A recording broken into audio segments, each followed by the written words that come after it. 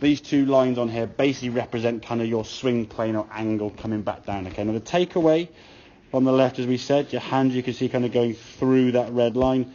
Club face now kind of whipping behind you. Halfway back here, you've got the angle of the club quite flat, as we said.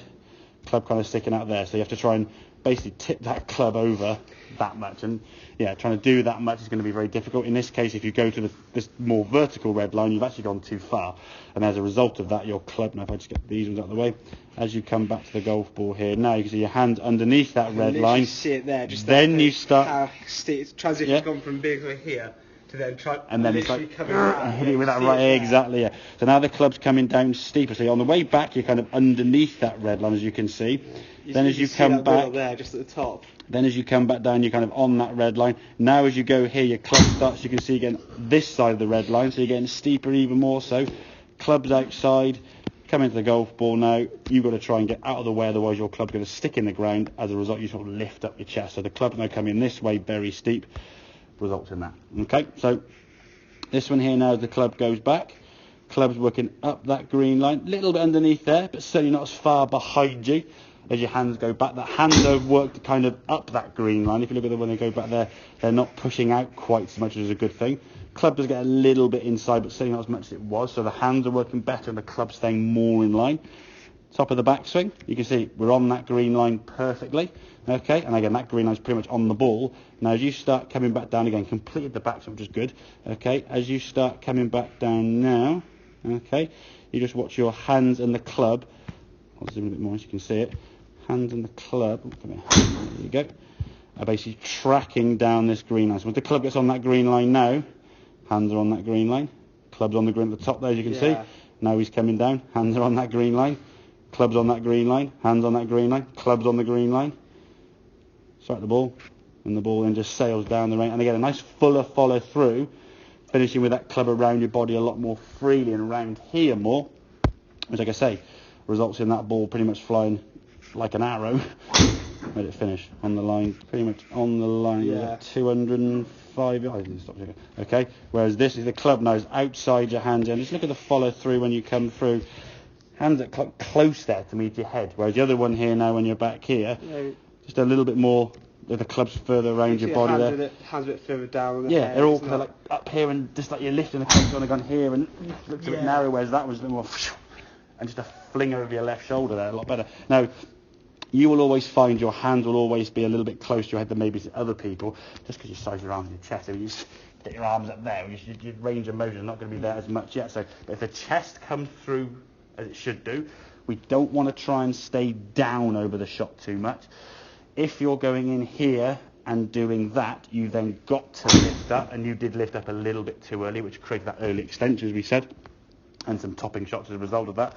But as you were then going forward this way, it was tipping the club outside, coming across the ball, and creating a slice. And once your golf balls then, Jack, start doing this, you just start trying to swing it further this way. And the way a lot of people do that, you said about the baseball kind of swing, if that club swings back and it whips too far in here, the thought of coming back in from here, having it 3 or 4 shots maybe out to the right with your club coming, you're thinking, oh dear. I'll try and recover it in some ways with the right shoulder, my strength, shall we say. You're going to big up a body, chest and shoulders and arms. You've got some strength there. So to start that ball further left, I'll get here and go, right, got it. And this way. The club, as you say, tips over that red line as we saw on the camera there. Club coming outside and across. All looks a bit narrow and tucked up here and sort of very elbowy, quite jagged and quite stiff and not smooth, so the rhythm's all gone. Whereas now when the club's working back this way, complete the backswing, now the club's working down on a better angle along that kind of swing plane line. Now we can just swish that club over your left shoulder and you finish a lot more this way.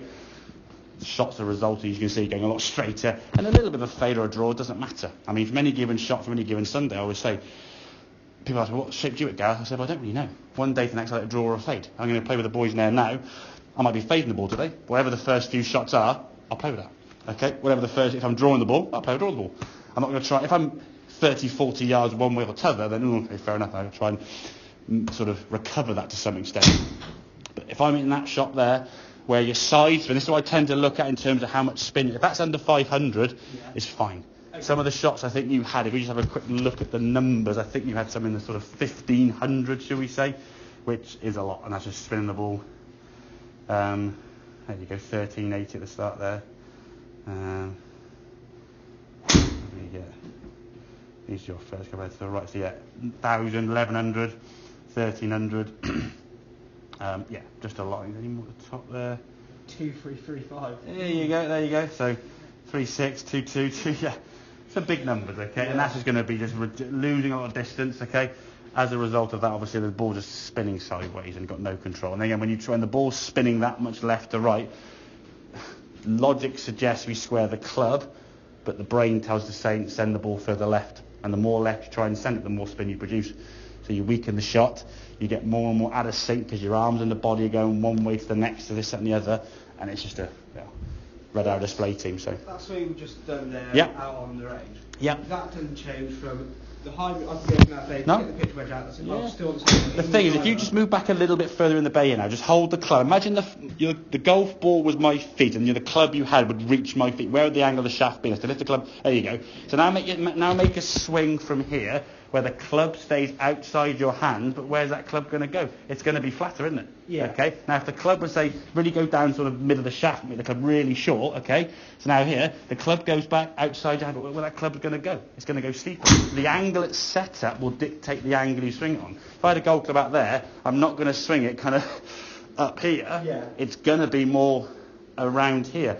But my arms are swinging more around my body, not me going and doing that with the forearm. If the forearm starts creating the angle, you're basically taking your right forearm or your left forearm and doing this. Well, the face now is doing that. Well, that's got to do that on the way back down in about half a second. And then... To hit that might help. I always thought hybrid wood driver is a different swing, more around the body. Visually it is, yeah.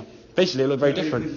Exactly, yeah. You're trying to manipulate it, yeah. Instead of just going clubs longer and just letting it do the work. Exactly. I'm thinking, I need to compensate. And this is why people often, when they make swings on a golf course, they'll see their friends playing on with different angles of their swing and then try to adjust to each swing. So what they'll find is a certain club for that given day, because whatever angle they're swinging on will fit a particular club, which is when you sometimes you drive the ball so well, like perfect, but you can't have bloody iron for toffee. Yeah, and then your wedges are awesome, and your 6-irons, and then your hybrid's amazing, but you can't hit a wedge. And then your 6-irons are awesome, and you can't go for tee.